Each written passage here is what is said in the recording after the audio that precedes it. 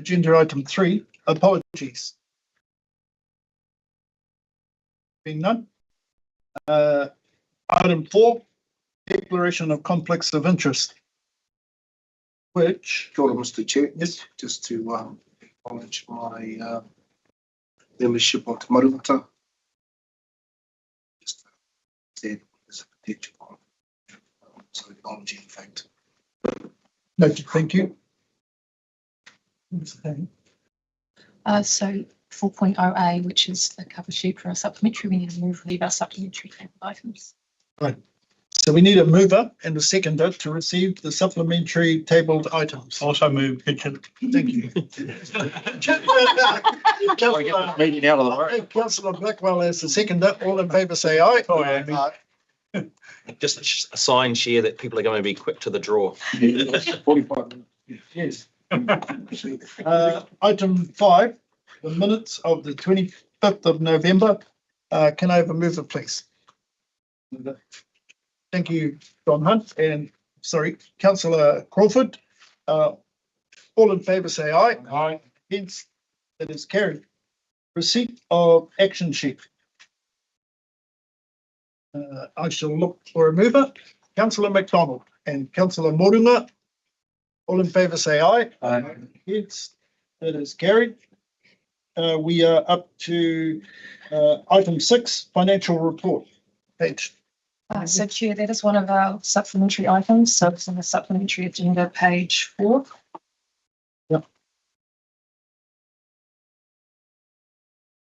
Oh, we've got Papa to speak to it, both of you, but in the meantime, if anyone is willing to move it now, thank you, Councillor Krall and Councillor Blackwell is the seconder. Before I put the motion, I'll allow scrutiny of the financials or speaking to the financials in the first instance. Thank you, Simon.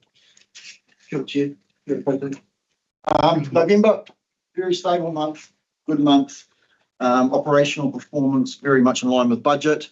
The best way to sort of gauge that is if you go back to last month, we had a favourable variance of $525,000, predominantly due to salary savings.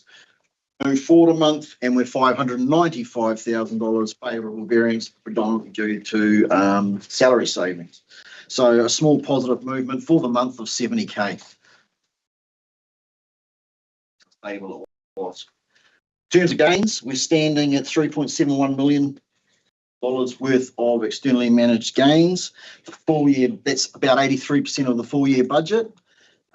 So on that basis, I'm going to prepare a report for a recommendation for February that I present, suggesting we withdraw our general funding requirement, put it in term deposits, hold it to the end of the year, and when if we need it, we can assess what we want to do with it at the end of the year, but at least we get the cream off the table and we have banked what we said we would needed. That'll be in February. Transition of managed funds. So remember we're transferring from or changing management of our funds from Ericsson's to Russell's. We have moved so far 25 million of the total 50 million. The second tranche of 19 million is happening this week. That leaves 6 million, which will happen, last two fund managers, 6 million will happen in January. In terms of exit fees or charges, I know someone's asked about that prior.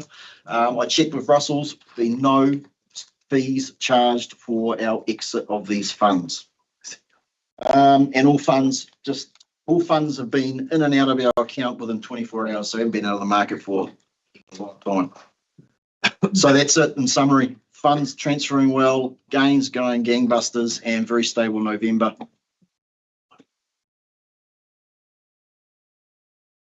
Any questions? Yeah.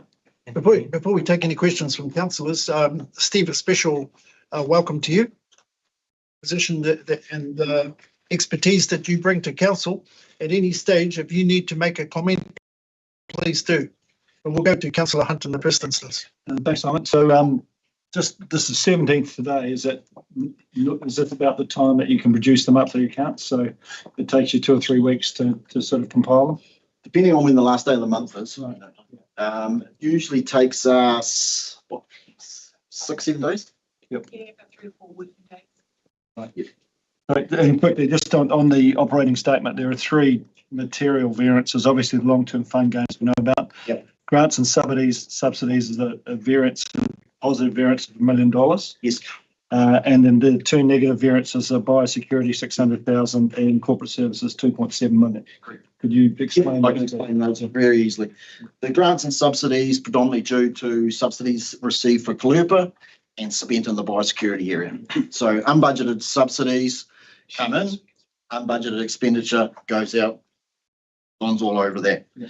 And then the big one in the corporate services, if you look up 2 lines, strategic partnerships and engagement, offsetting favourable and negative variance, unfavourable variance due to the restructure and that we're reporting on original budget. So we don't track any transfers of budgets due to restructure or organisational changes.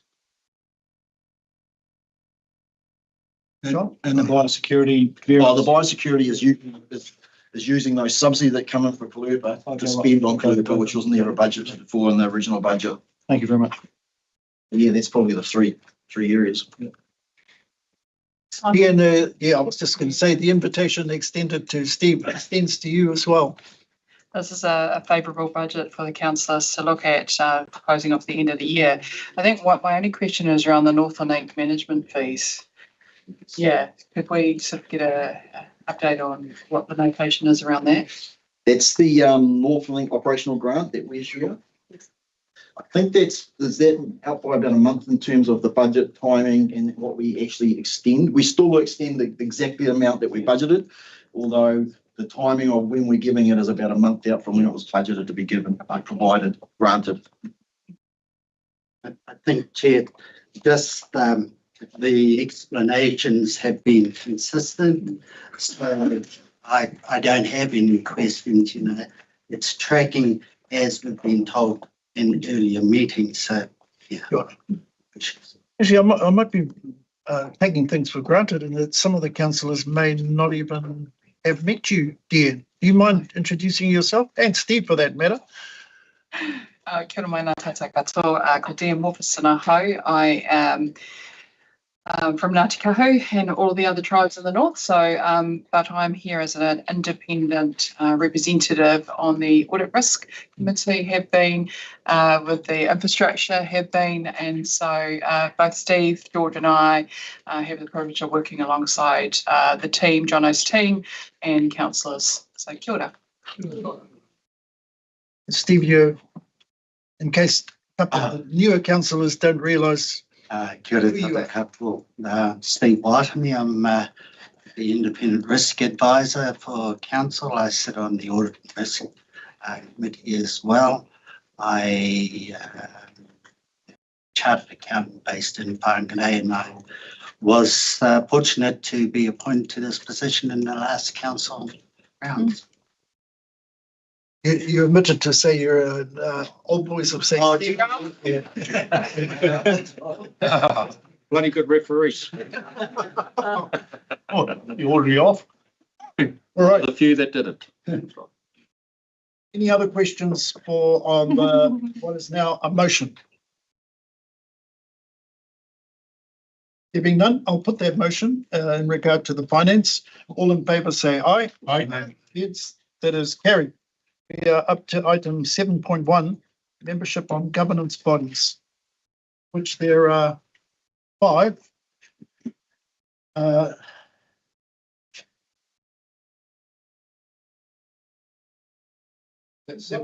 we need is, before we go into the motions, is a name for number 4. Or motion 4, well, recommendation 4.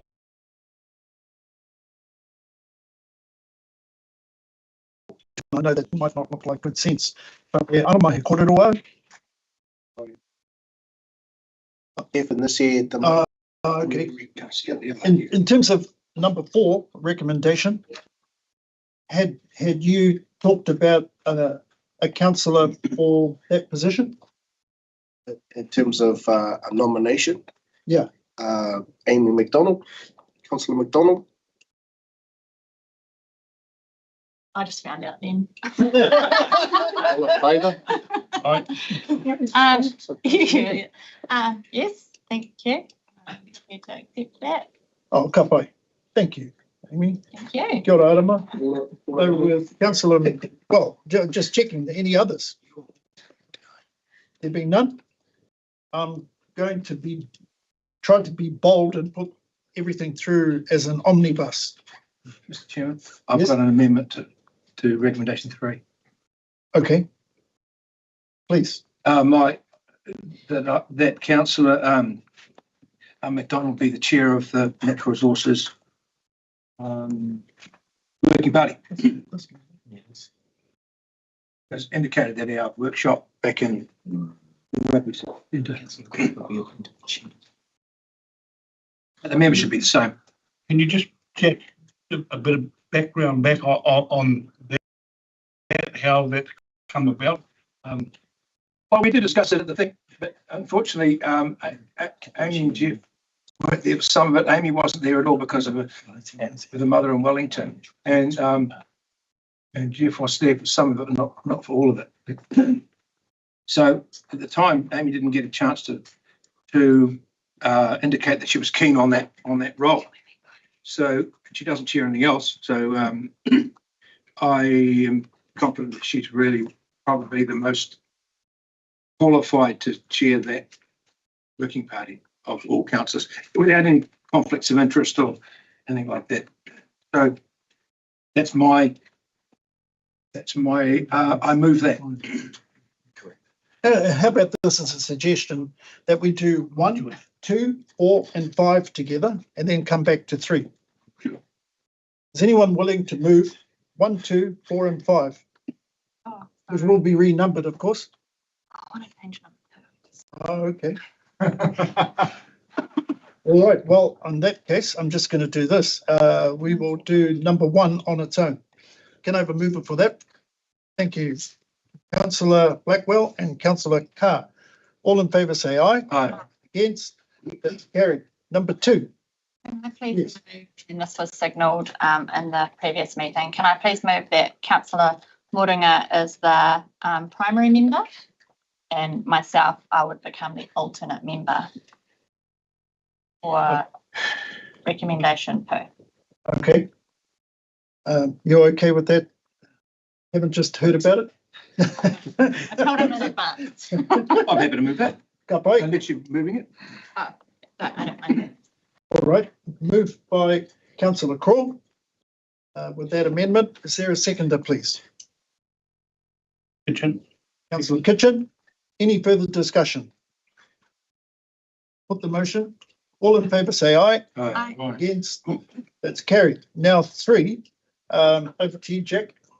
Oh, We can't amend something until okay. this is on the floor, so I'll move the proposal. What?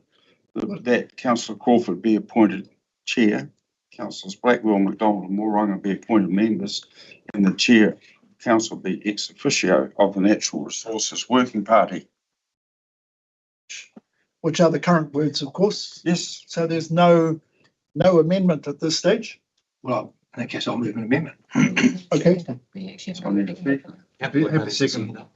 So been moved by Councillor Joe Carr Yep. and Councillor Blackwell So I'd like to speak to it. that it stand as the words. And okay. Yeah, and the reason why I support Councillor Crawford is he's an exemplar of good farming practice and land use practices. He's devoted his life. He's been a balanced environmental awards winner. He's just completed the Kellogg's rural training course. Doesn't chair any other council working party. He wants to do the job. And the important factor is that this is no longer a policy committee, because the government has arrested that purpose and said no further policies, thank you. So to get on with the job. And Councillor Crawford has attended all the work field visits we've done. And no discredit to Councillor McDonald, but she hasn't and been very active, and this is an active role on which we will get a real purpose and involvement from Councillor Crawford. So I think the original decision we made in our workshopping, which we reached the consensus on, and all councillors managed to communicate into that by email or other manners. I think we should stay with it. Okay.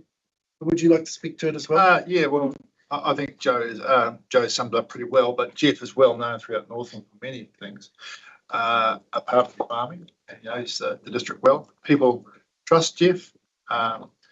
We've got freshwater farm plans coming up. We've got a lot of things that affect our rural area. I think we can't do better than Jeff Crawford as chair for this. Thank you. Yes, John.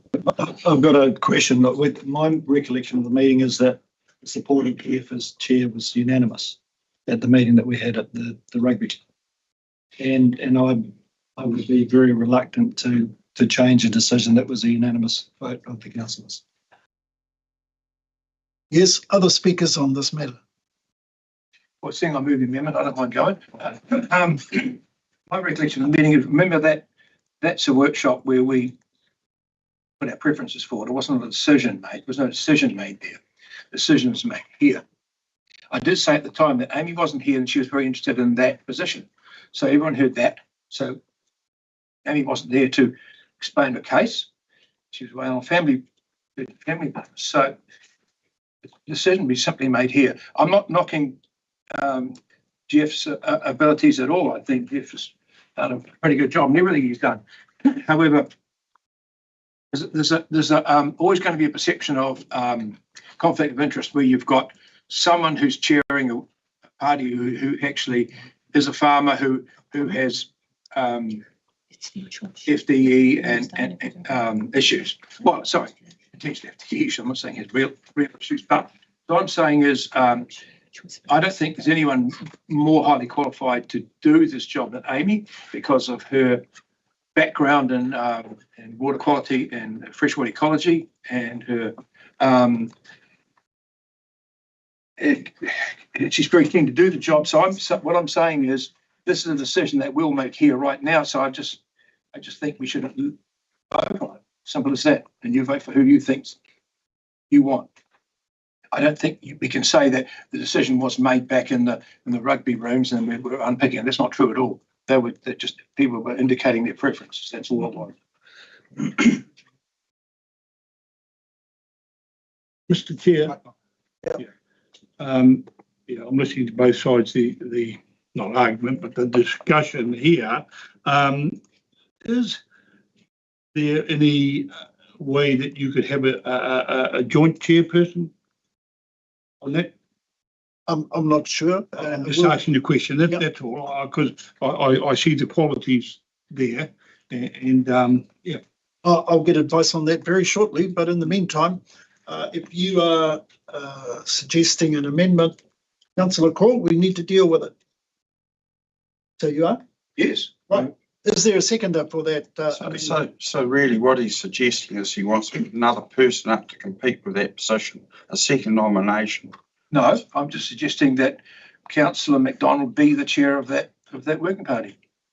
By the way, this is not new to us. We talked about this in the previous meeting, and the motion was, or the resolution was that it be tabled. So we should all understand how we got to this point. That being first. So unless there's a seconder to the amendment, we're going to go back to the original. Councillor Morunga is the seconder to the amendment. You've already spoken. I don't need to speak again. Are there any other speakers to the amendment?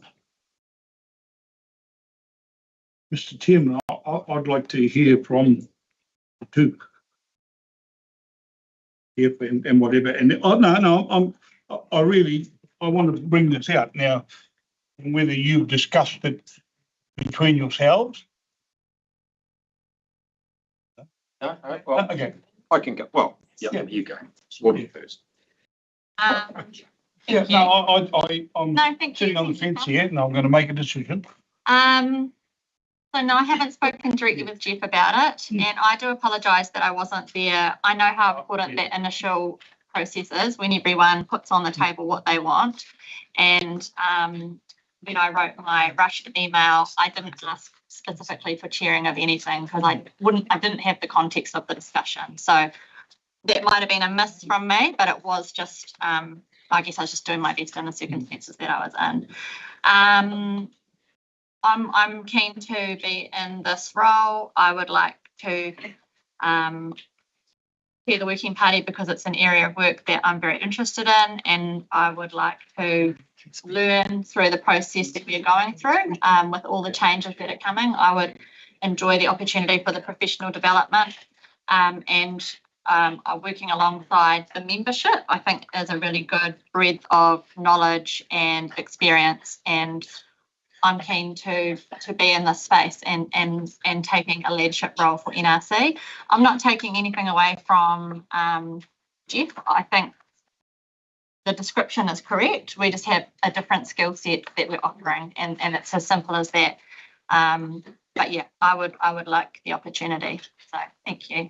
Before we go on with the discussion, I do need to get an answer to Councillor Kitchen on his question, of which Jono can speak to it. Kia ora, Councillor Kitchen. I think your question was around can you have a co-chair of a working party? A working party, because it's not a standing committee of council governed by standing orders, then yes, you do have the flexibility as a council to have a co-chair if you wished. There's the answer. Meanwhile, the amendment stands. We have a mover and a seconder. Are the I think Jeff was going to talk. Oh, okay. Look, I got on council because, you know, fresh water and ecology are my passion. I didn't get on it to fix the roads or anything else. This is why I voted on by my constituents to represent farmers. My whole area is farming.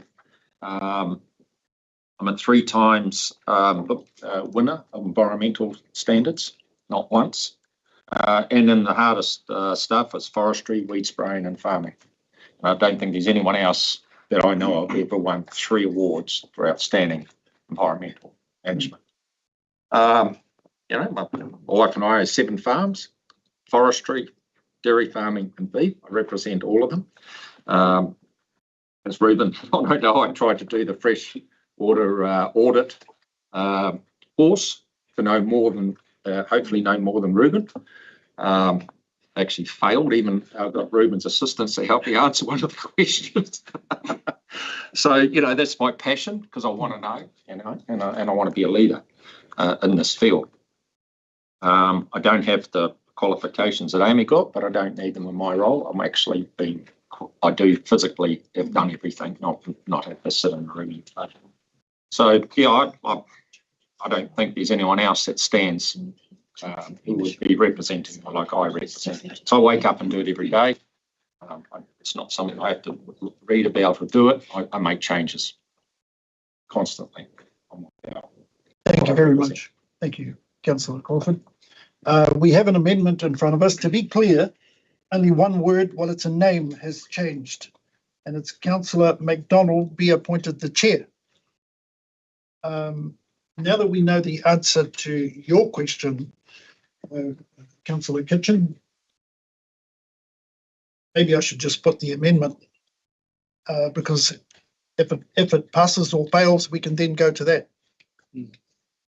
So there is under number 3, there's only the name that has been changed in terms of the amendment. I'm going to put that motion, number 3. Excuse me, Mr. Chairman, if you changed chair, then you'd have to change the second line, otherwise you. Yes, sorry, that's correct. McDonald, if we change the call. Yeah, just. Because the membership system. Oh, yes. So the second bullet point would change to Crawford, yeah, if there is a change. I'm going to put the motion or the amendment as it is. All in favour say aye. Aye. 1, 2, 3. Right, all against? 1, 2, 3, 4, 5. Right, motion is, no, I've got 1, 2, 3, 4, 5. What? 5, yeah. 5-3 in favour of, well, the motion, the amendment is lost. We go back to the substantive motion. Back to the original motion. Yep. Yep. And the mover and the seconder still stand. Are there any discussion? There being none, I'll put that. All in favour say aye. Aye. Against, that is carried. Moving on to number 4, and I'll put 4 and 5 together. Unfortunately. Can I have a movement for 4 and 5, please? Thank you, councillor Hunt and councillor Carr. All in favour say aye. Aye. Against, that's carried. We're moving on to 7.2, meeting calendar. Can I have a movement for the 2 recommendations, please? Thank you, councillor McDonald and councillor Kitchen. Is there any discussion? Yes. I would like to acknowledge Chris Taylor for creating this fabulous mosaic for us. And I know that there's a huge amount of work that goes into creating the calendar, but then throughout the year, we double the work by shifting things around. So thank you, Chris. Yeah. We appreciate you. Yeah. Thank you. Right. We do have a motion on the floor. Are there any other speakers? And yes, noted. Thank you, councillor McDonald. The only thing that I'd like to highlight is that councillor Crawford, myself, and councillor Hunt on the JRED, we attended the first induction workshop last week, of which the first scheduled formal meeting is in March. Well, certainly my position is that we should put councillor Crawford up as chair of that forum, and more importantly, March is too far out. Councillor Crawford has already made that point. So I'm talking about it in terms of the calendar. I just want all councillors to be aware of what we're doing. Maybe you'd like to speak to it. Yeah, so actually both Peter and I were a little bit underwhelmed about the meeting, and to be pushed out until March, this change is happening. We've got a imagine, we need to get going, and so I just said to Peter, this is good enough. Can we bring a vote forward to get the chair done before Waitangi, so we can start lobbying ministers for our projects, whether it's port, whether it's a dry dock, whether it's rail. Gosh, there's so many things to do. We need to get going, and Peter actually rang me that night, said, I want to promote you as chair. And believe it or not, I've already been lobbied by Whangarei and Kaipara to be the chair. And some of them came along to that meeting thinking we were going to vote for chair last week. Didn't happen. So the phone went around and said, come on, Jeff, we need to get going. So hence we're getting going. Sure, I'd like to support that. I mean, I spent a little bit of time talking about that very matter with previous and current members of JRED, and they will pretty much agree that Jeff would be ideal for the role. So I think it's a no-brainer. I think let's do it. Let's support that. I support it, but sorry, Chris, does this mean we're changing the calendar within a minute?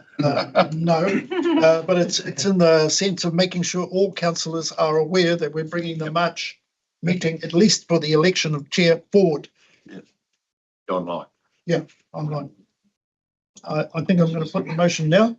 All in favour say aye. Aye. Against, that's carried. We're up to item 7.3. It's on page 30, of which we have 2 recommendations in regard to elected members' expenses and allowances policy. Looking for a mover, please. Councillor Crawford, their seconder. Councillor McDonald, any discussion? Just on the moving, I think removing the alcohol limit is totally supportive of it. When we're trying to be as frugal as possible for every saving, I think, getting a nice bed and having a good feed is enough. I don't know that most of us would drink during the week anyway. So I think removing it would be great.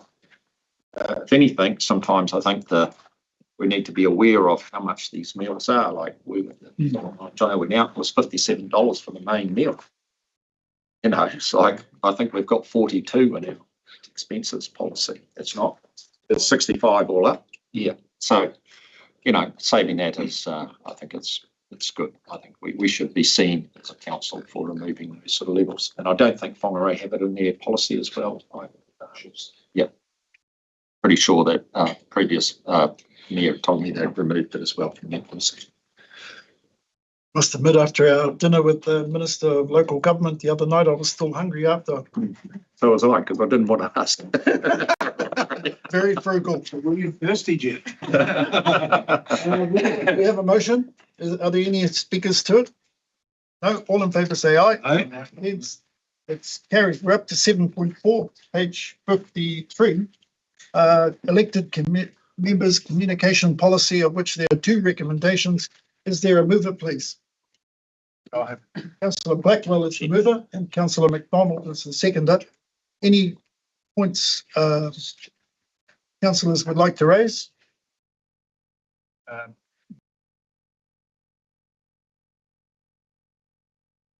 Yes, sorry, John. Probably shouldn't put it out here, but the communication is really important to a councillor. And I say with the G3 network going down, I've certainly been penalised and I can't get out from my house like I used to. So maybe we could ban to the central government over that one. Thank you. Chair, definitely something I can follow up with Councillor Blackwell to understand it and see if there's something that we are able to advocate for there. That space. Last chance.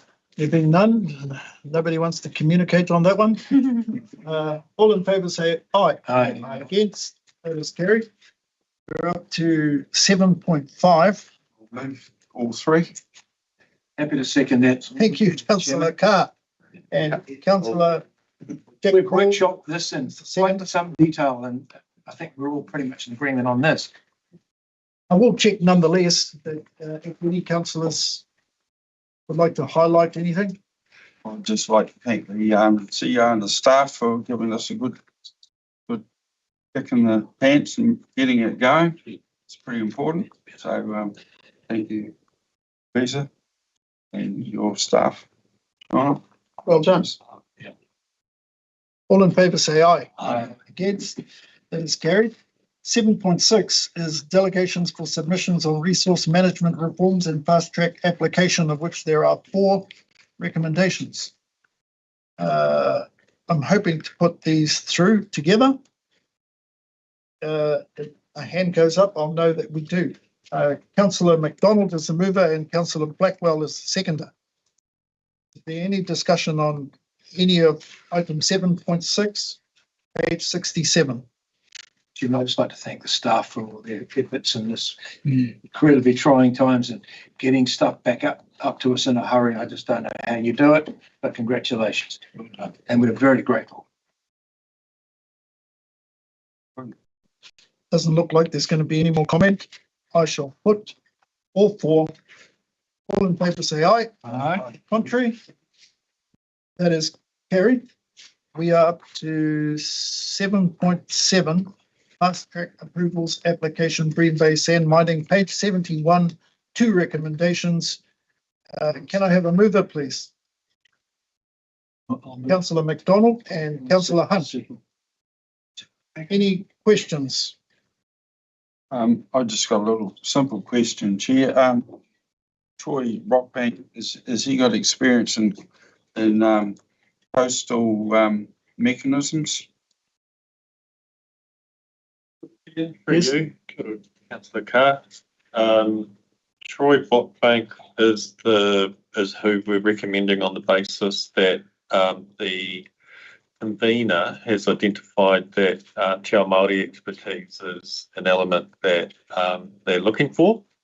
And on that advice, we consider there to be a higher likelihood of an individual with that level of expertise being selected for the panel. The other individual that we've provided advice on and a recommendation, should Troy not be available, does have that expertise. And so if the convener, so that puts something in our back pocket, if the convener would prefer to have someone with civic expertise in coastal processes, there is the opportunity to put that individual forward as well. So should that be, through the chair, part of this resolution? What do you think, John?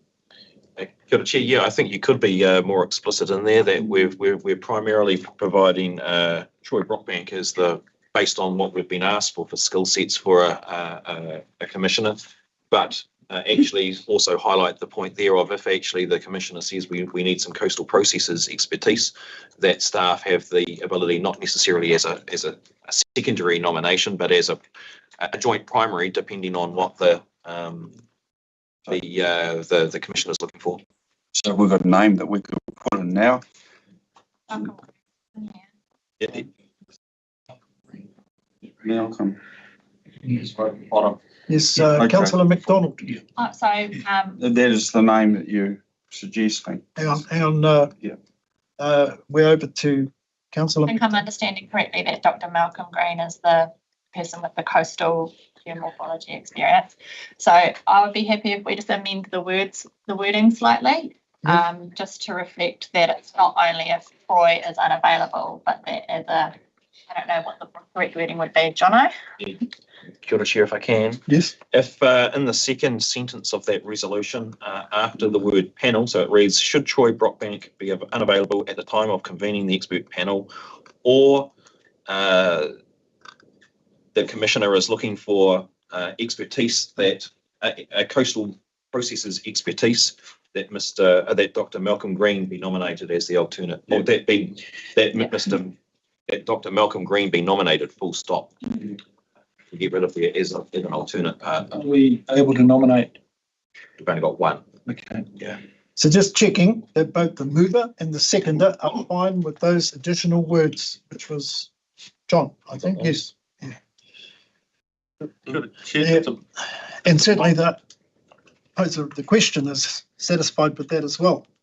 Any comments, Ruben? Just a minor amendment to change commissioner to convener.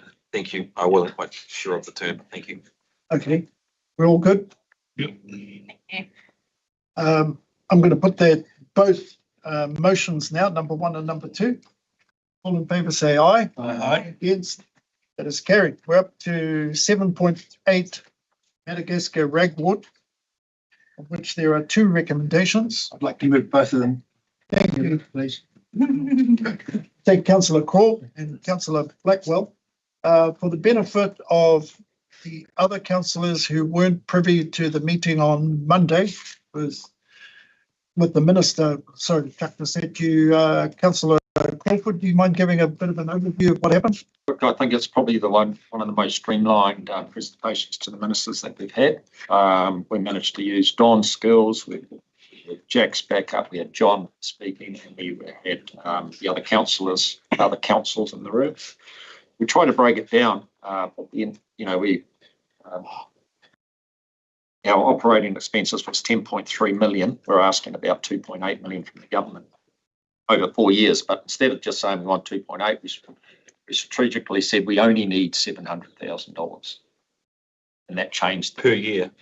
But, just trying to dump that down. Because, all of a sudden we didn't want because they've got no money in the budget, but they can find $700,000 per year. So I think that was a sort of a bit of a breathing space that we had. And look, we got great feedback. We've done everything we've asked for, and thanks for Don's team for leading us out. Don's in the room. As a sector, we first met with them, and they just virtually said, go away and get your sectors involved. We've done all that.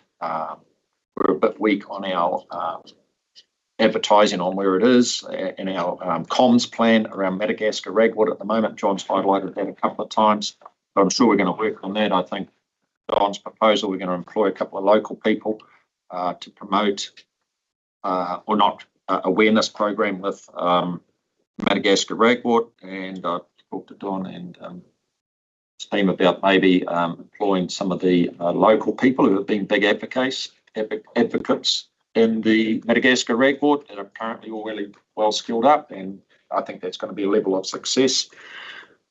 The thing that came out of our meeting is holding the line, and how we do that is critical for the rest of our country. They're well aware of the threats, and I think a couple of times we tried to drop it on Andrew Hogger that he is a dairy farmer himself, and the Manawatu that he's been an unconfirmed sighting. Just for clarity for those online, there has not been. So just to, so yeah, it was good. I think it was, we came away positive. The John, what's his name? John and Walsh, they were really behind us. As you're walking away out of the meeting, you know that you've got a level of success. So well done, team. So Total. Well done. Yes. Through your chair to Jeff. So we are still going to see, well, we are actually, we're seeing truckloads of bailage moving down the island. Go down the state highway to where I don't know.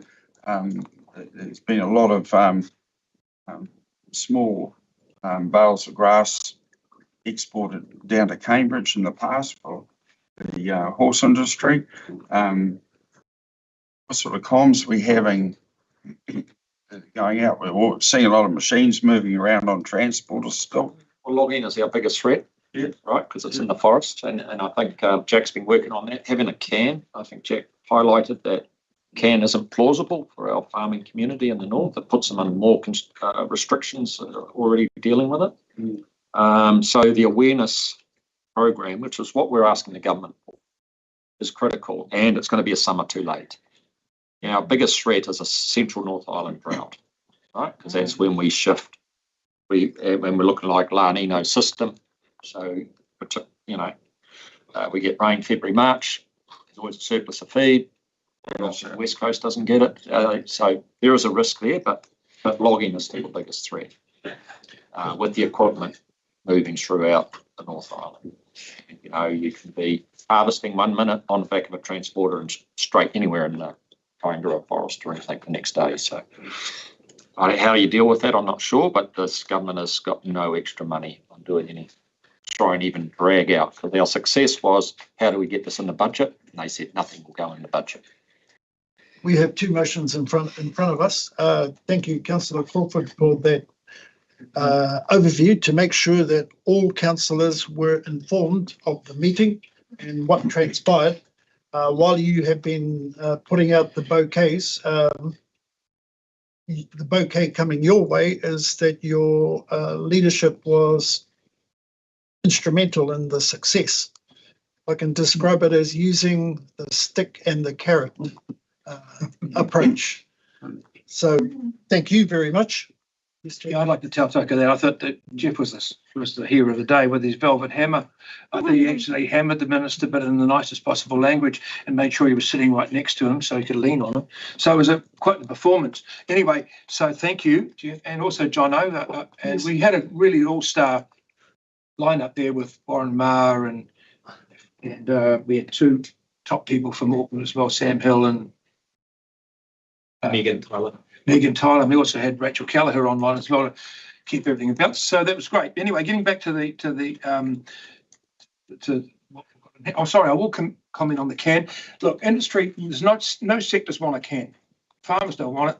Forestry doesn't want it. Some farmers may want it, but they'll certainly change their mind if they can't move hay around.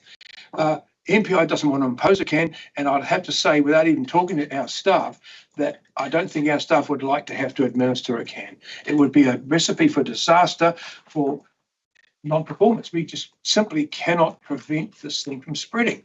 And in any way to have movement control on hay or livestock or forestry logs, how do you do that? You can't do it. Secondly, it completely ignores the major threat, which is windblown.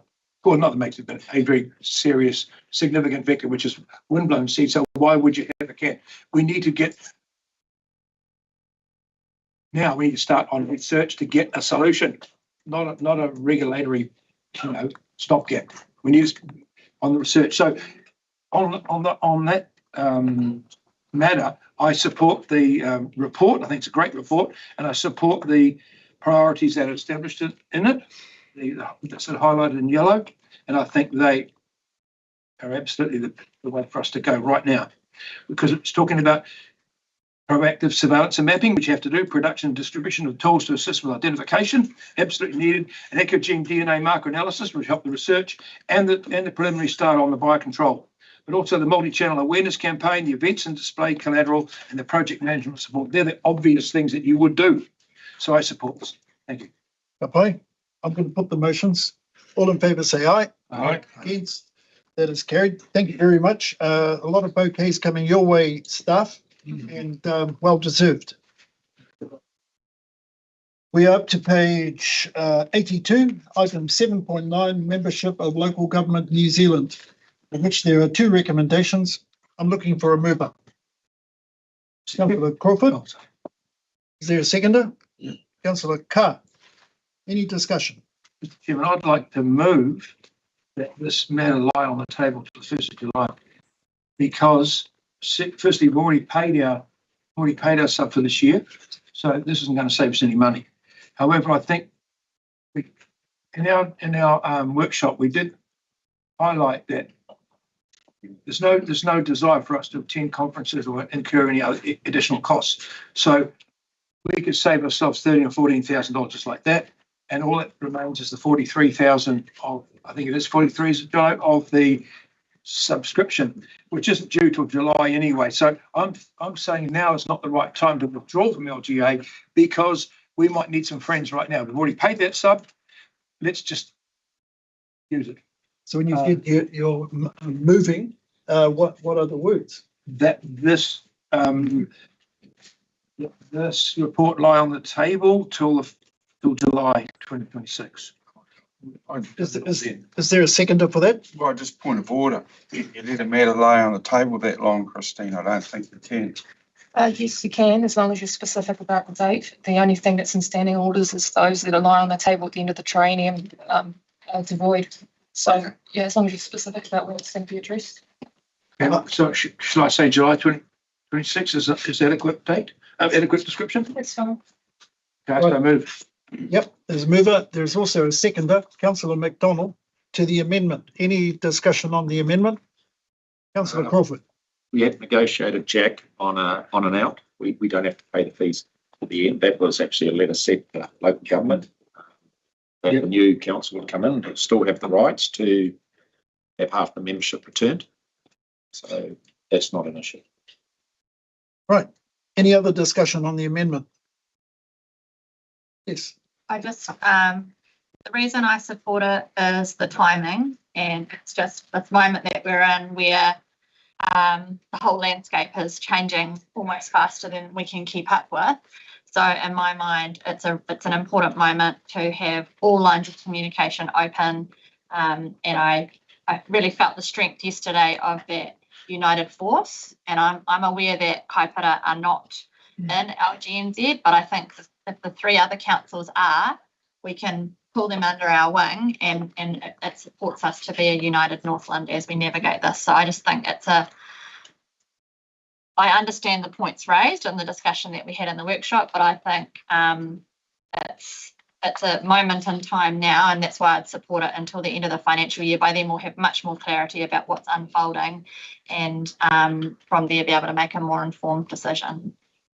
Councillor Morgan. I think it's a wise move in that line on the table till below. Having attended the LGNZ online last night and being part of the Maruwata, there's a lot of strategy and political that's taken place. We need to be at the table before Te Whakauru. So I'm reluctant for us to see the number. Yeah. Okay. I want to get real clarity. I know I've heard it before about the financial implications, because Councillor Core is saying we've already paid, but then I heard Councillor Crawford. What is the situation? Yeah, kia ora, Chair. We have, so previous council discussed leaving before elections. They decided to leave the decision until for the new council. In doing so, they asked that I, before paying our sub, got agreement from local government New Zealand that should this council decide that they wanted to leave, that they would pro rata a payment back of our fees for this financial year, depending on how many months are still left, should we withdraw.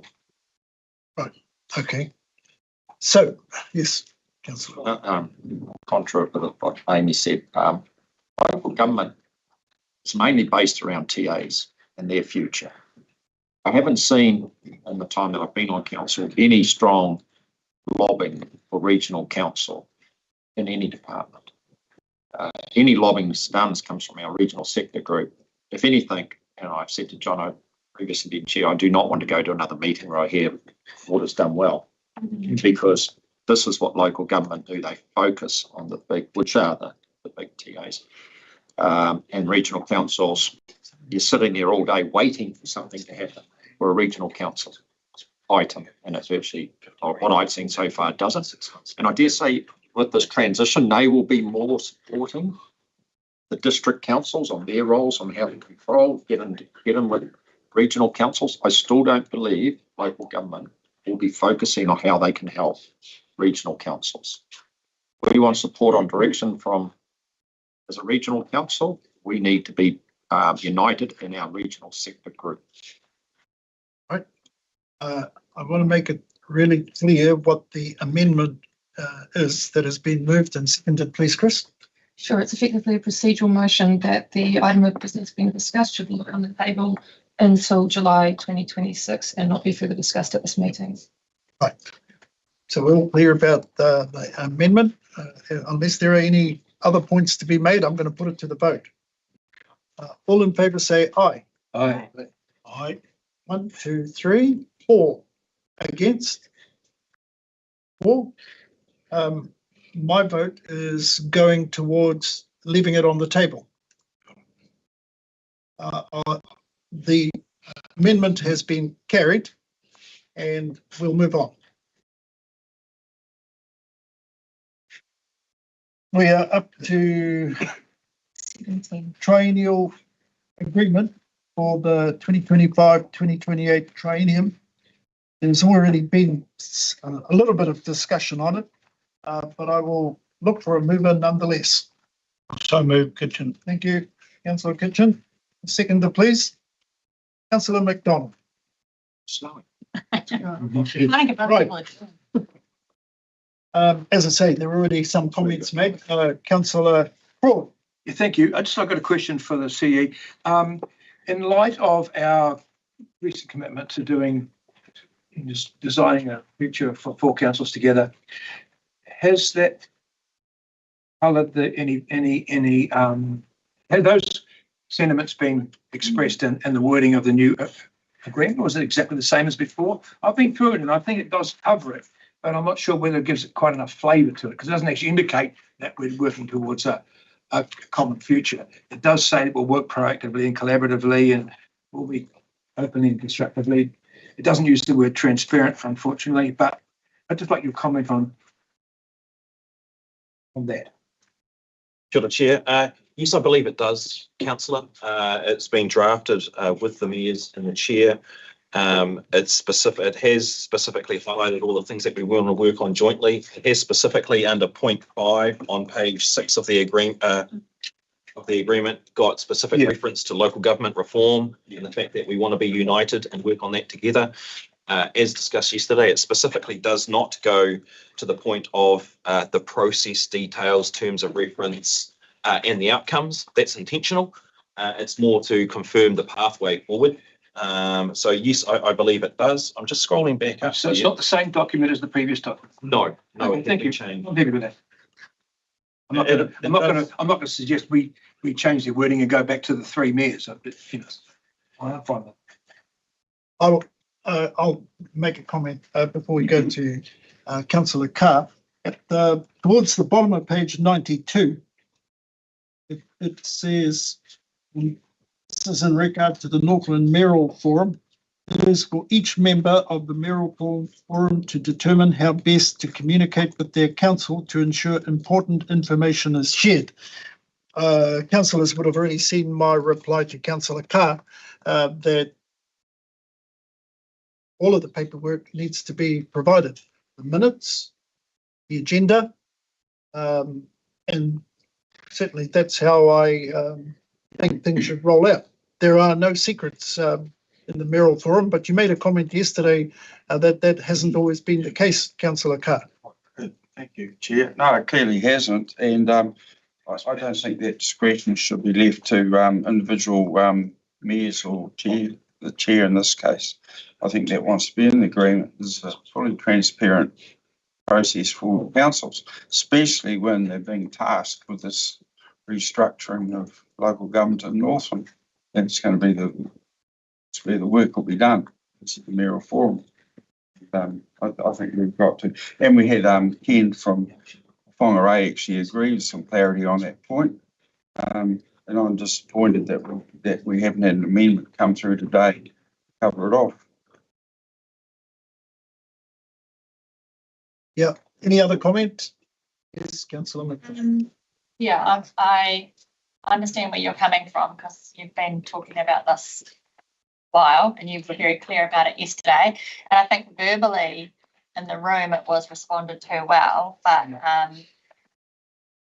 I guess looking at where we're at with this being on our agenda and knowing that it's on the agenda for the other councils today and tomorrow, I believe. I wonder if we can make a secretarial note, which I know isn't the same thing, Joe, but it's to kind of confirm in writing the approach that we will take as NRC around that transparency and openness, which gives you at least a place to come back to if you're experiencing something. Yes, because we should be able to zoom into these meetings or team into the meetings as observers, councillors, we'll shut out previously. So we want that transparency. We're not asking for speaking rights. We just want to be able to all councillors observing the report. Yeah, I don't think we should put in the triennial agreement words that determine how other councillors will communicate. Well, we could, because this is an agreement of all the councils. Yeah, no, well, what I'm saying is that it's left open. We're using a rugby analogy. We can all play to the same rules, but the tactics will be different from team to team. Well, the rest of the document is all about working together on a common format, and I think we should have that. And at the room yesterday, there was just I thought there was a mood of consensus around that point. Yeah. Well, this is what I know is that the other councils have gone over this paper as it is. And to change something now, particularly in regard to how it will affect the other councils, will show us or see us delaying this. It may be, Chair, but I did raise it right at the onset when we were workshopping this and said that we need to have that incorporated in it. Hello, Pretty important. I think this allows flexibility for each council to determine. In our case, I think we're very clear, and we need to trust each other that this stuff is going to be shared. There's no secrets. If I may, Mr. Chairman, I agree with Joe's summation of the problem as it was, because I stood in for the previous chair at one of those, and because of the personality involved, there was a high degree of control and not a high degree of communication. And there were some parts that people were not allowed to be online, people were not permitted to speak, this sort of thing. But that's the past. I think you've actually put your finger on it. It was a problem. I don't think it's going to be a problem now, especially with our commitment to all councils working together. I'm very confident our chair will make sure that everything is transparent. Well, we're writing it. Well, I disagree, and thank you for picking up the sentence, because that's a sentence that really wants it made clear. You could have one council without the information, the other two with the information. I'm talking about elected representatives. And I think it's pretty important that we covered that off. So I'll be voting against it on that basis if we don't clarify that one point. And go in front of the councils. I'd be interested if the Mayor of Whangarei actually takes the request up and she amends his document. And you've got to ask yourself, why on earth wouldn't they support that level of transparency? Okay, your point has been well made. The mover was councillor Kitchen and the seconder was councillor MacDonald. I'm going to test the collective will of this council by putting that to the vote. So it's as is, all in favour say aye. Aye. We know who's against, but I'll ask those against. All right. I'll be against it. Thank you. That is clear. We have 2 against. I'll declare that carried. We'll move on. Te Ruarangi Working Party appointments, page 100. This is one of the supplementary items as well. Right, there are 7 recommendations. Is there a mover, please? Albert. Councillor Morunga, Councillor Craw as the mover and seconder.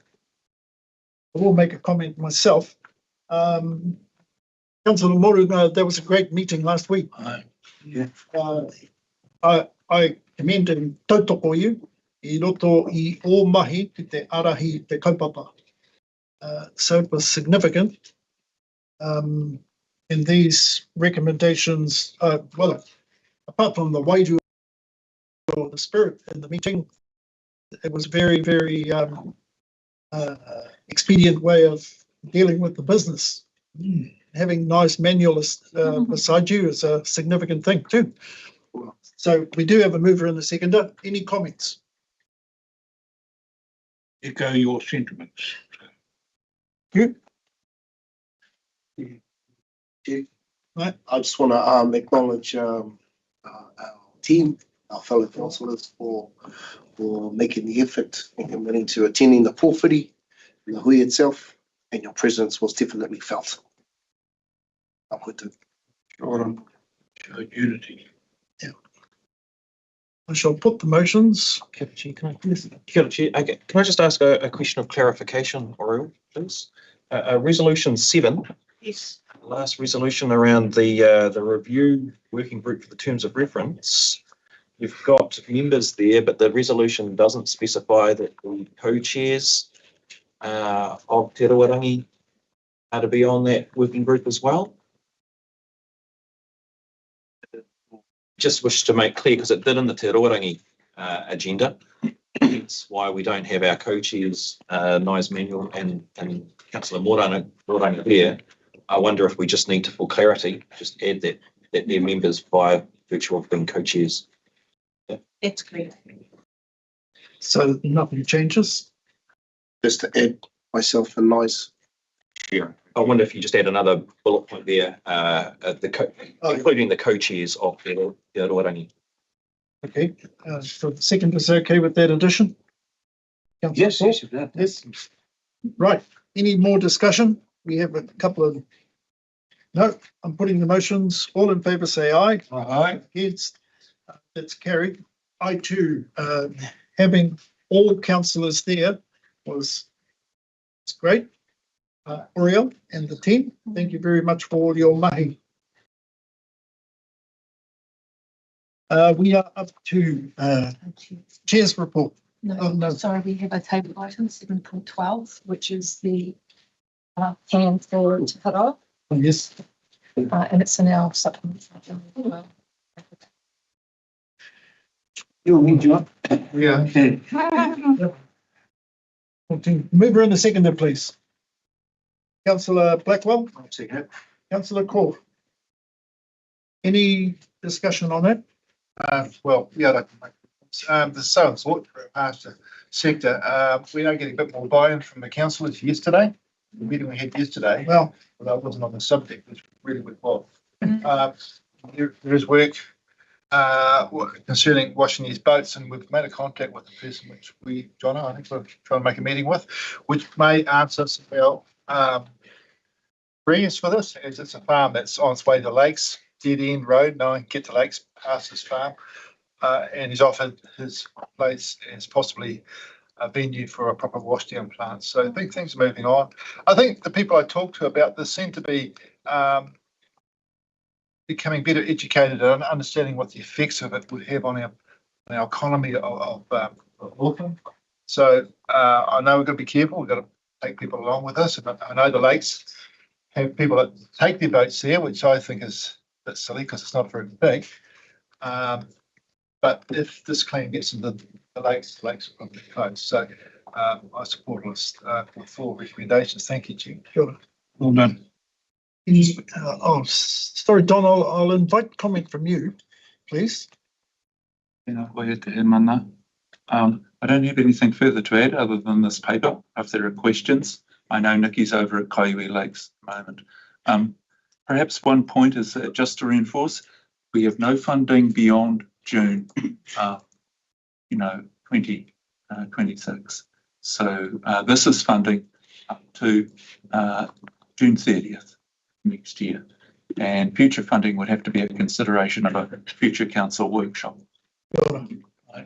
Madam Chair, if maybe I could just add to Don's kōrero, and also acknowledge and thank the biosecurity team. You guys there's a whole bunch of things that have been done very fleet of foot here. This is one of the ones that is very fleet of foot. And in it being fleet of foot, we are being quick to respond and to try and come up with solutions. However, there are some clear long-term gaps in what this proposal represents. So there's an option where they've said, Biosecurity New Zealand have come back and said, yes, we're open to putting in a version of a can, not full restriction, as you've got outlined here. If we do that, NRC, you need to be able to fund the implementation. We've got a solution essentially for this financial year. So just to make it just conscious to ensure that governance is aware that if this is to be a longer term management approach, we're going to have to come back and have further kōrero with council around how we can look at more innovative financial options and innovative solutions around washdown stations and those sorts of things to be able to maintain this as a sustainable approach for the lakes. Chairman, I'd like to tautoko those comments. I'd just like to thank the staff for an incredible amount of work done under pressure and also being extremely nimble, because John and I and Jono, if we were talking to staff and the minister, we were talking to the minister specifically on that one about, and then we get this sort of bombshell. Well, they're not going to impose a can because they didn't really give us a good reason why they couldn't impose a can, apart from saying it would set a precedent, even though it wouldn't cost them anything. But we weren't that happy with their statement, but we've come back, the staff have come back with what we believe is the only course we can take that gives us the maximum amount of protection until we can get our regional pest management plan up and ready in July. So we're going to have to kind of wing it this summer, but I think this is the best we can hope for, but it still relies on MPI doing something for us. So I think this is it's close to a sweet spot which we can get to right now. Thank you. Yes, Councillor Carr. 410k works out for a year. It's a lot of money. Talking about one position, and I just really question the quantum involved there. 205 for half a year. Okay. Bit of Chair, and maybe Don, you could just talk to a bit more about what it is that additional that this is going to deliver. But just to remind councillors and to make sure that we're fully transparent here, you've got $500,000 currently this financial year. This is the proposal here is an additional $200,000 on top of that. Yeah. Next financial, so it's actually more. Yeah. So next financial year, it then goes down to $400,000. Don, are you able to maybe just elaborate a little bit more on what additional this 200k is proposing to do that is required to be able to support the implementation of the can as explained in the paper? Yes, so the original allocation of 500,000 pays for kaimahi workers at the lake to do check, clean, dry up to the end of Easter. That funding will be all spent out by that time. The additional 277 here, or 205 is paying for that presence at the lakes from Easter until the end of June 30 next year. There is an amount as well for additional comms around the can. So that's what this paper is about, that period of time from the end of Easter until the end of June next year. So it's getting worse, actually. So we're talking about Easter, through to June, it's 205,000 for one person answering comms. Well, it says in here. So it's more than one kaimahi at the lakes. Well, it's singular and field officer. Okay, time. Yeah, could be more. So it's a huge amount of money. Okay, yes, Councillor McDonald. Thank you. Can I just clarify the timelines? I'm just a little unclear regarding the can, or is it just not, we don't know yet? Just, We rewrite that's the plan. So the proposition that BNZ put to us was that, an alternative regulation. We don't know yet whether they would even accept this proposal. So, and the timeline, we want that to coincide with the installation of the gate, because then it reinforces the rule around that gate. At the moment, yes, we can ask people to do the right thing, but this would actually formalise that regulation to do the QR code, check, clean, dry their equipment. and what is the timeline for the gate? The gate at the moment we expect that to be in place in February. Questions asked and questions answered. Sorry, can I just say one more thing? I just want to acknowledge John's really great work on this. Like the team, you guys have been awesome. But I think there has been a real political challenge in this space, and I really appreciate the work you've done over quite a long time frame now, trying to bring the district council on board and work those wider relationships. So thank you.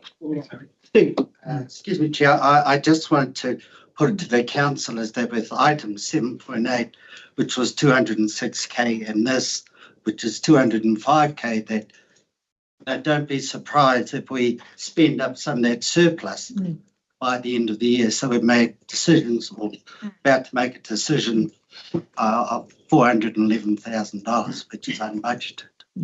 Yep. Okay. Don.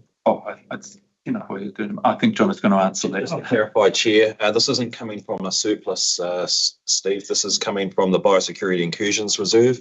So it's money, it's putia that's specifically set aside for unbudgeted biosecurity incursions or issues that arise mid-term. So it's specifically for this purpose. Right. Yes. Question for Don. Yeah, $30,000 you've allowed for comms that's a significant amount of money. We have our own comms team. Are you outsourcing that communication? As far as I understand it, some of that will be outsourced as well. We're using that as well in the hope that BNZ will come to the party because it will be imposed by them. But there's some significant comms to do to make sure there's no confusion with the public when that is imposed and advertised. Because as I understand, I'm just trying to break this comms down, is that when you register for the camp, there's already a big comms promotion on their site that when you book a site, you're already well aware of all the conditions. So yes. I just want to understand where this extra 30,000 you envision would go over and above of registering for a camp. Is it signage? Yes. Yes, part of it is signage because it's like when a can is imposed, we have to actually advertise that fact. But I think through you, Mr. Chairman, I'd like to bring back perhaps to councillors by an email a plan around that 30,000 so you could see more detail. Okay. But there will be a statutory requirement to do certain things as well and notify certain stakeholders. We will be, if BNZ accept this proposal, we would be somewhat directed by them in some ways as to fulfilling those requirements. So we could come back with a more detailed plan around that once we understand what that is. So, excuse me, Chair. So in your discussion with Kaiui Lakes, the camp and everything and the council, has anybody said that could we, because we're, you know, as a community taking on these extra costs, is there any way of leveraging a campsite, like an extra $10 a day or whatever, because it's significant that people are able to use this lake. It's coming up time, we've got time. Maybe not for this summer, but it'd be easy for that campsite to add another levy on that would go directly into the tin, right? Into the can or whatever it is, because I just think it's fairly reasonably priced to come and stay there anyway, as I understand. What's the chances of looking into something like that and trying? Does that have to go back to council or KDC or whatever? But we should be having these discussions already, you know, like how can we co-fund this? I perhaps far better than me to speak on that, but perhaps John would give you the flavour of what KDC believe their role is.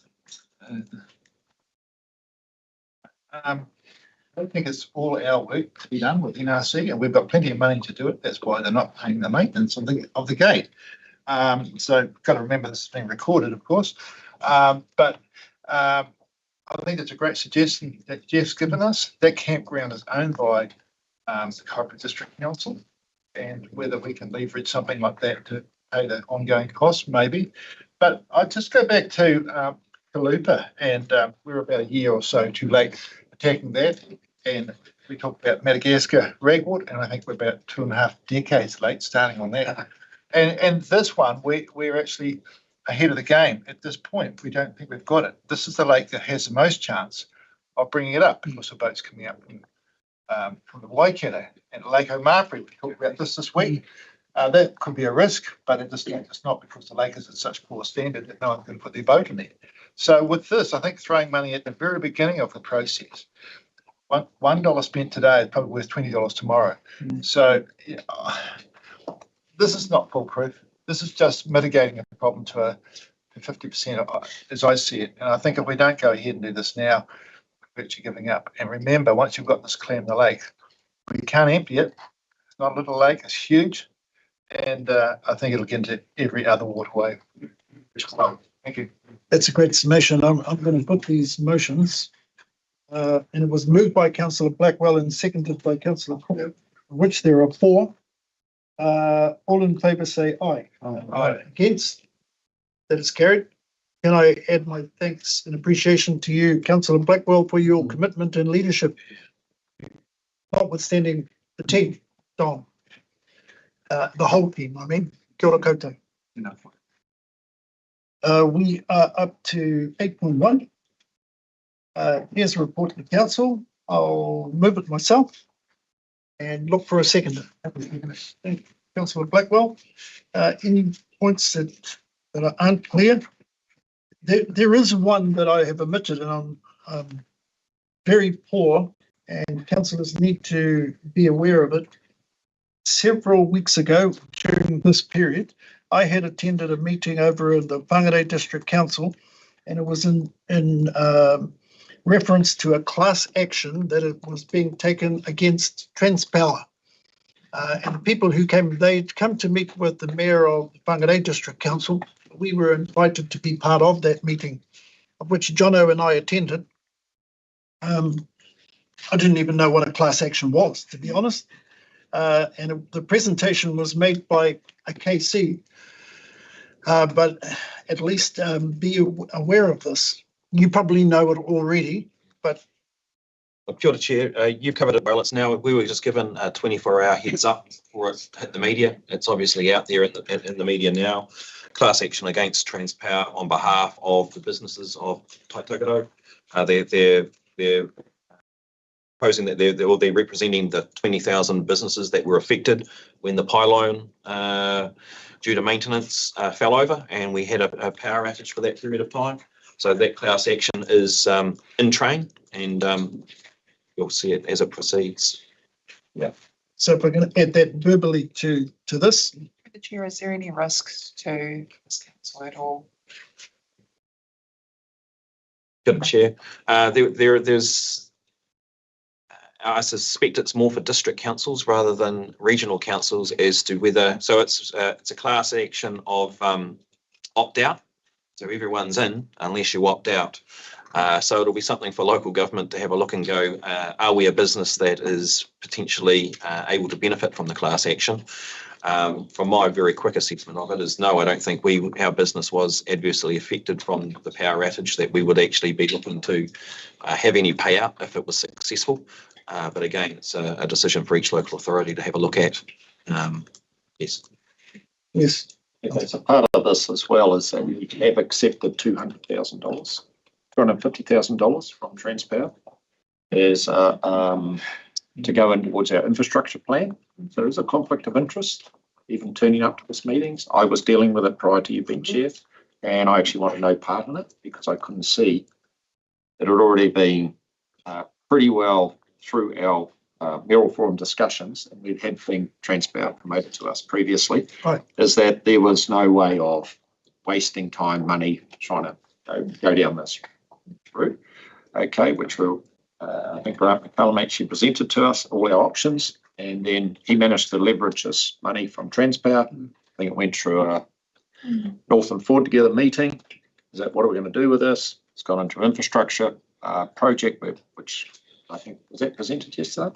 It was, yes. It was, okay. And so I just feel that we're nearly conflicted with accepting money from Transpower, and we should have no bar of it, is my understanding of this at this moment.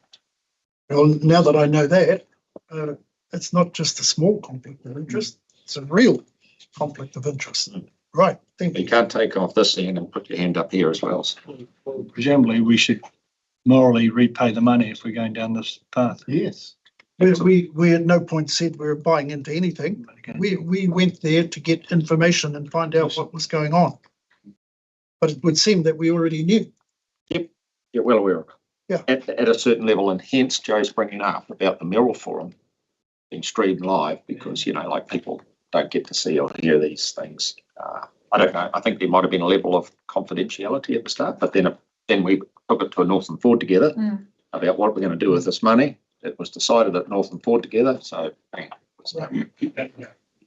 No, that's very clear. And that's why Councillor Carr's point is important. I think it was a total of $1 million. It was, yes. It's significant and makes the point just made even stronger. But there is that $1 million, only some of it's been allocated at this moment. Yes. That was from the chair of the mayoral forum's decision, Vince Cockerill, to sit that money in some sort of fund. And that's probably something we need to find out. Where is it at this moment? Well, which is the very reason that I'm raising it, so that we're all aware.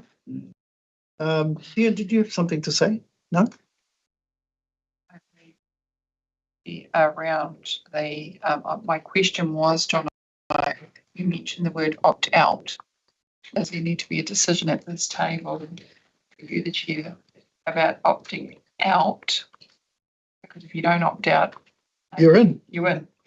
And I think that's your risk at present. If you don't opt out, you're in. Yeah, Kia ora, Chair. Yeah, I think it is a decision for council moving forward as to whether we opt out or not. It's not, given the case is only just filed papers with the courts. We haven't done a full assessment of it, but we will be able to come back to council and council can make a decision to opt out or stay in. I actually don't think, though, that we're going to have any material costs that we would put forward. So when you opt in, yes, you're opt in, but businesses then have to be able to provide the documentation. Should they win the case and the class action is successful, those businesses would then need to provide documentation to show what their losses were during. It's not just an opt in and you get a percentage of the findings. As a business, you've got to go, these were my material losses during the power outage, and that's then assessed and you get a pro rata amount for it. I don't believe we've got actually any commercial material losses that we would put forward as a result of that. But yes, we can analyse that, and if council comes to the conclusion it wishes to, from a risk perspective, opt out proactively, then that's something that we can look at.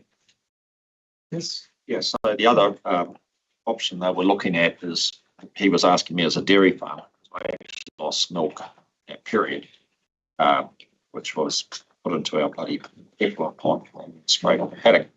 It costs probably about $15,000 of lost income, but you know, that's just life as far as I'm concerned. I'm not going down, being involved with any of that, because then, you know, there's always a reason why when these things drag on forever, and I don't want to be involved.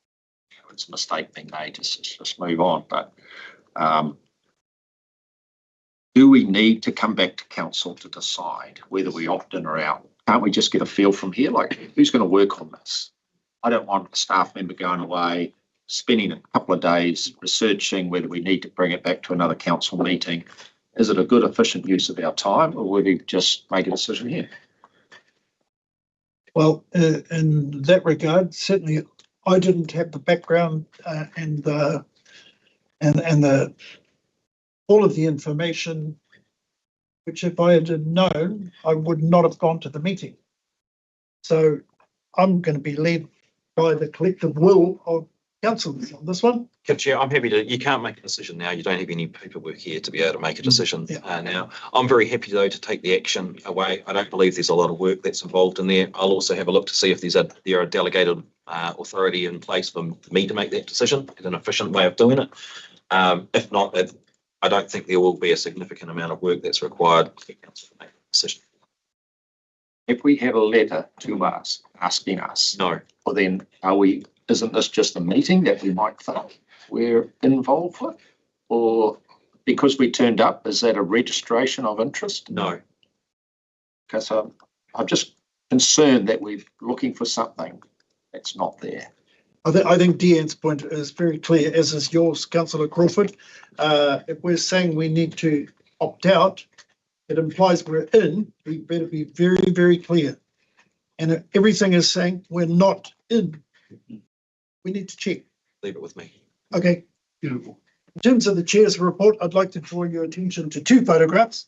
One is on the bottom of page 101, and it's in regard to the Mangapai Harbour Restoration Society. And you can see in the words how Dono and I ended up there on the invitation of Councillor Hunt. I want to make sure that things that we discussed at that meeting, because you can see who was in there, including Councillor Jepson from the Kaipara District Council, about the implications for the Northern Regional Council. So over to you. Thank you, Chair. Firstly, it was greatly appreciated that you and Jono attended that meeting, and they noted that it's the first time that the Chair and CEO from NRC attended one of their meetings. Just briefly, Peter Weathy is chair of the Mangapai Harbour Restoration Society. He's a former deputy chair, I think, of the Kaipara District Council, was appointed after the Commissioner steps aside. Very, very impressive man. They get a targeted rate from the Kaipara District Council. I think the total income's about 400,000, about 350k comes from a targeted rate. And then they operate a dredge in the estuary. They've also identified about 7 points of weakness on the spit using LiDAR, I think, Jono, is that correct? So they've identified the areas of weakness on the spit. So they take the tailings from the estuary and put them onto the spit. They had a meeting here at the NRC, I think, last week, and it was attended by the NRC, by Te Uri o Hau, by the Harbour Restoration Society, by DOC, and by Mangapai Matters. That was a very, very productive meeting. According to Peter, he's very grateful for that. But just quickly, they spend about 200,000 per annum essentially strengthening the spit. They showed at the meeting a breach of a spit that was fairly comparable in just south of Caloundra in Australia. I think one of the cyclones led to a breach of the spit this year in Australia. So far, the council has spent 20 million remediating the breach, with another potentially 30 million to spend on the breach. So the 200,000 that they spend strengthening the spit in Mangapai is incredibly well spent. So a very, very impressive organisation, and they're very grateful that you hosted the meeting, John. Okay. Thank you, Councillor Hunt. In terms of the other photo that I wanted to draw your attention to, it's on page 104. I think you can work out who I'm talking about. When we had the clean vessel plan meeting with Minister Hogarth the other day, which was the second half of the meeting,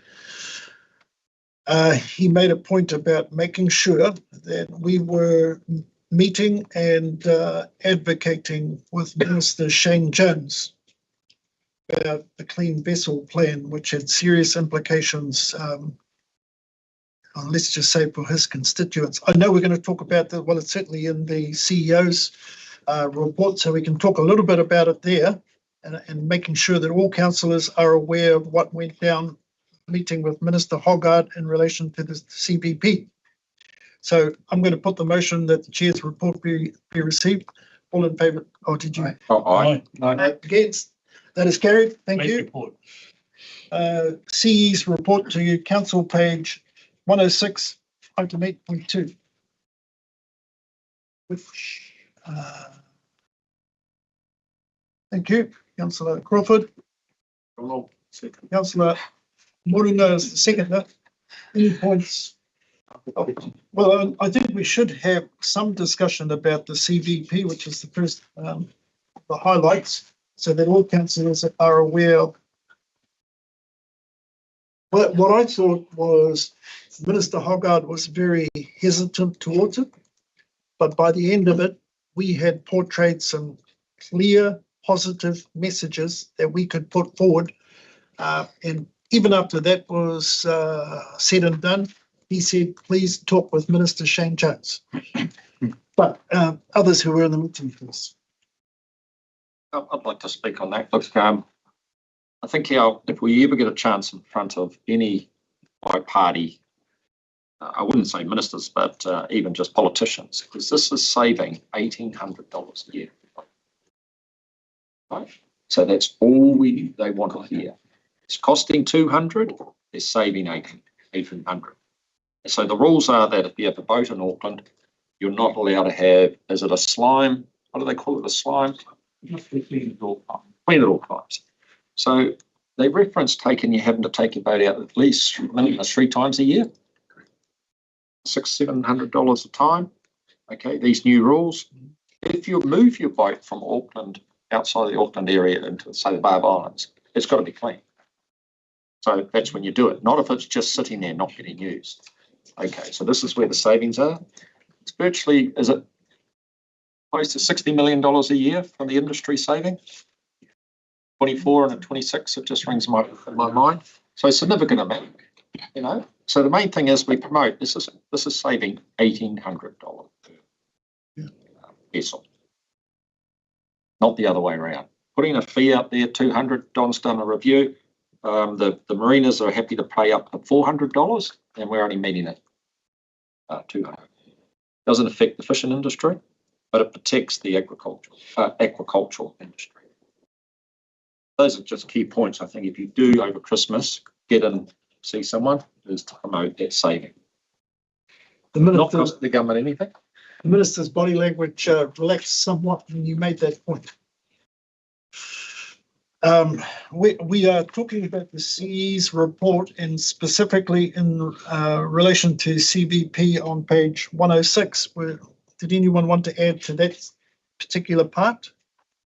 Like I said quickly, Chair, I think it was a really good piece of work. It was really good that so this has been about 8 years worth of work to get to this point.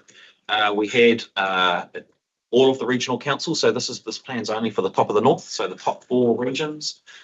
You've got, correct me if I'm wrong here, Don, but 70% of our recreational fleet is within that area, and 90% of your risk for spread of marine pests is by not having a clean hull.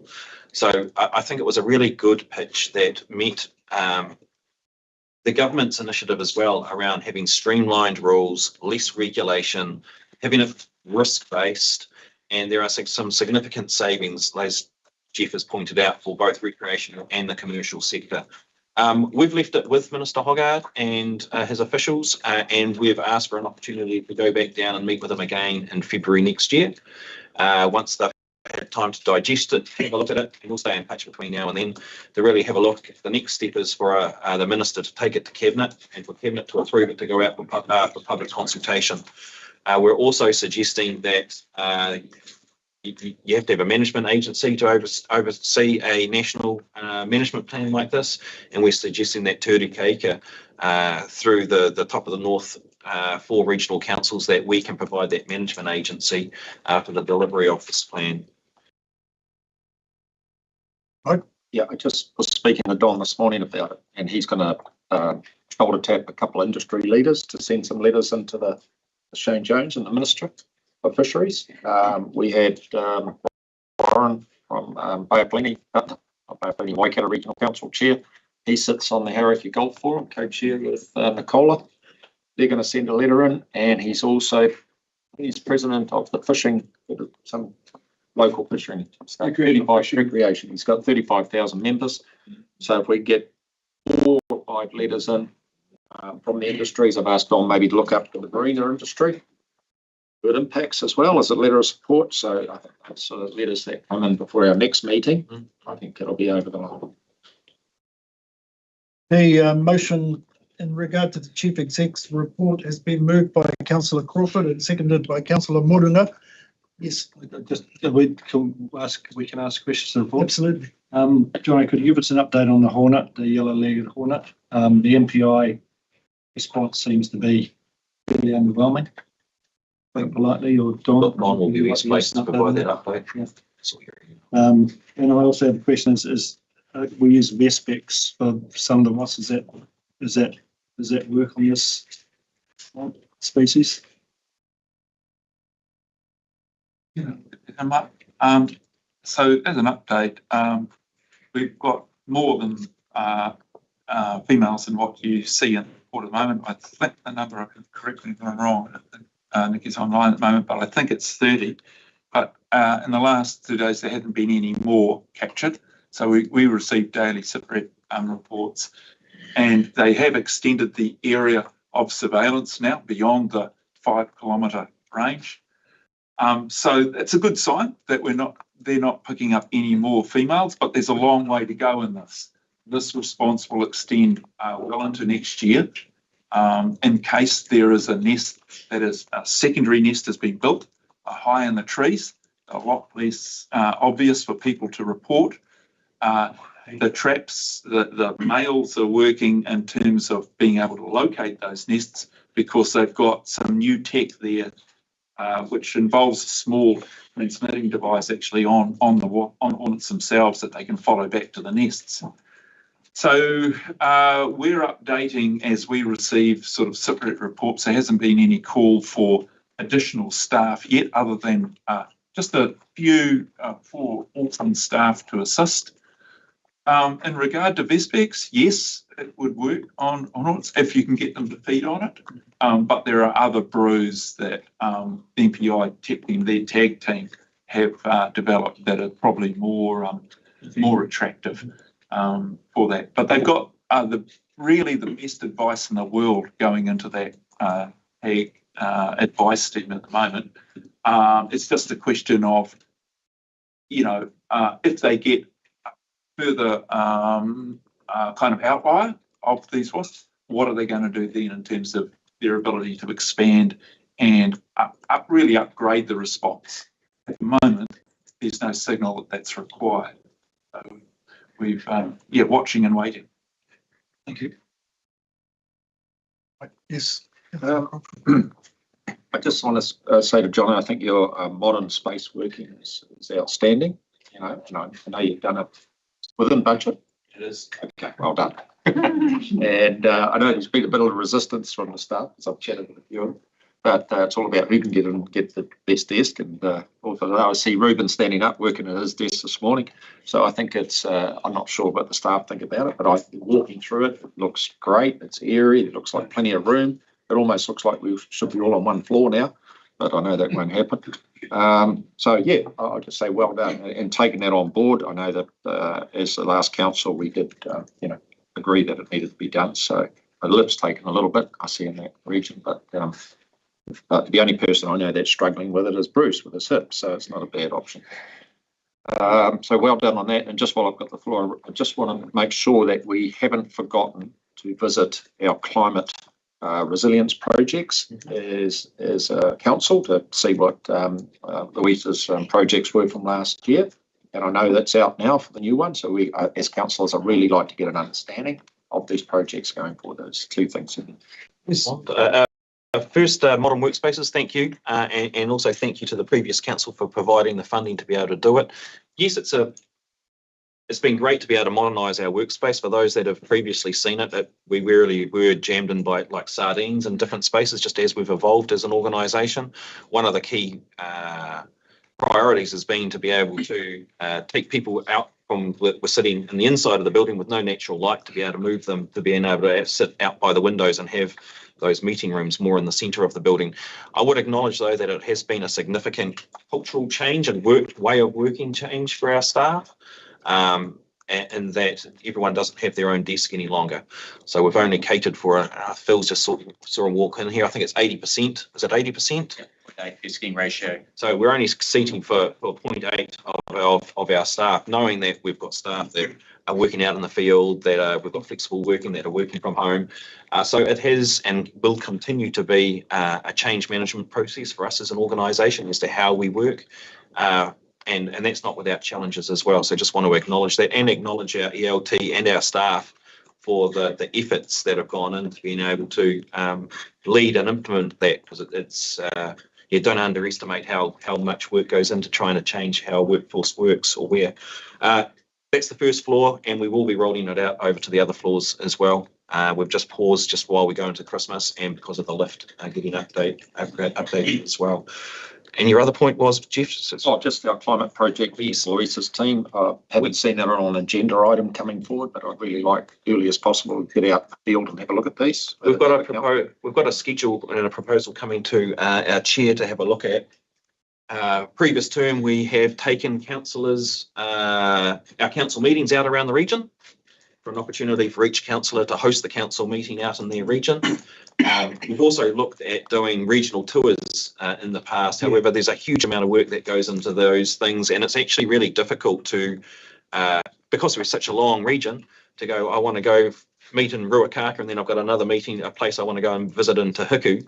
Actually, you spend most of your time on a bus going around our region. So the proposal is that we continue holding our council meetings around the region, and where you have a council meeting, we have a site visits. You know, if you're in down in Mangawhai, for example, you go and see all of the different things down in Mangawhai. And I think that's an opportunity, Jeff, for us to also have a look at some of our community resilience projects that are happening out there around the region, so that you include it in there. It's an efficient way of doing it rather than here's 1 day or 2 days that we just do a tour around the entire region. That's the proposal that we'll be bringing back. I'll take Councillor Blackwell first, and then Councillor Crowe. I see you mentioned tours, and we were talking from the RTC point of view that we'd like to take Rachel for a tour of Northern Piper roads, so they understand the catchment. So I don't know whether we need permission for that or not, but that's what Joe and I intend to do. Come back to your question, sir. Councillor Crowe. Yeah, two questions. One, I've asked for sit reps on yellow-legged hornet. Can they be sent to all councillors? I think it's probably a good idea rather than just sent to me. I think it's vital that we all know. Thank you. And the second one is just one for Don. Is what general area of Northern were the 12 deer escapees? Oh, just a little bit west of Whangarangi Rock, just near the State Highway 12 as you exit Whangarai. That's fine. Yeah, thank you. Right, just one question here, page 131, people and culture, just staff turnover. Again, 11.39 August, September. I just want to know if that's that high or is that average or whatever, you know, because I care about our beloved staff. And yes, I know that with reform and that people are maybe looking at other employment, other place, but seems a bit high, 11 point something. Somebody after that? Yeah, kia ora, Chair. I can respond, and Shane, if you wish to, please feel free to contribute to it as well. That is slightly up from what we've had in previous reports. I think previous report we were just under 10%. I think most organisations see it at about a 10% turnover. It's kind of that's sort of natural attrition. Yep. It's kind of also a healthy level of turnover. But I would note that, yes, you're right, we are up a little bit from what we have been before. We do exit interviews, and we do monitor feedback from staff as to why they're leaving. From what I've seen, and Shane, please feel free to chip in, I haven't seen any concerning trends or reasons for that number being up, but yeah, it's something we need to keep an eye on. Thank you. We're doing a little bit more research just to see why we've got a little lift. I'm going to go to DN. Sorry to the councillors, I mean, that's actually not a real risk that I would see. Anything that lifts above 15%, that'd be questions to the CEO.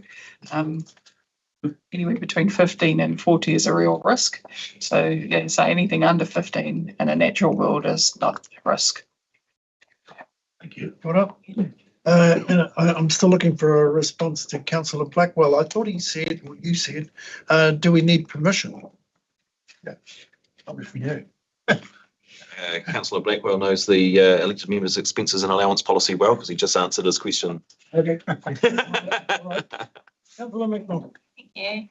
Thanks for the report, Jono. Lots of good work being done. I have a comment and a question. So myself, Councillor Hunt and Councillor Moringa got out to whāngai heads for the predator-free. We had a little session with the predator-free team who were welcoming MP Celia Wade-Brown and talking to her about the project, and just wanted to acknowledge the great work happening there. It was a bit of a, quick overview of what's happening, but for me, the real exciting part was hearing the progress that's being made and seeing that cutting edge technology which is being trialled at that location. So really awesome. Obviously a great achievement in that place, but the potential for it to be rolled out other locations in Northland and actually nationally is really awesome. So fantastic leadership from our team there. It was a great session. So thank you for that. And then just, and sorry, Colin, I probably should have given you a heads up. So no need to give me a response right now, but just am aware that there have been 2 minor wastewater spills in Whangarei Harbour very recently. And so there are currently signs up in McLeod Bay for no swimming and no gathering of shellfish until mid-January, I believe. So I just would appreciate if you can, I think it's just happened recently, so it sits outside the reporting period of this particular report, but it would be great if you could just give me a little update just to ensure that they're closing the loop on what their requirements are to report that to you. Just seem to be having some ongoing issues, so I would appreciate that. Thank you. No. I have one comment in regard to the CE's report, and it's about the photograph on page 128. Somewhat of a conflict of interest, I suppose, given that I do on the left bank of that photograph, I do a run. Somewhere may more accurately describe it as a fast walk. But I really wanted to acknowledge Louisa, Joe Camuso and the team, not only for that one, but the one under it, Ortidia, because I've watched this transpire over probably a decade. So it's acknowledging the councillors who have shepherded this work through and the staff team. Well done. I'm going to put the motion now. In favour, say aye. Aye. It's carried. We are up to item 9, page 135. Can I have a mover?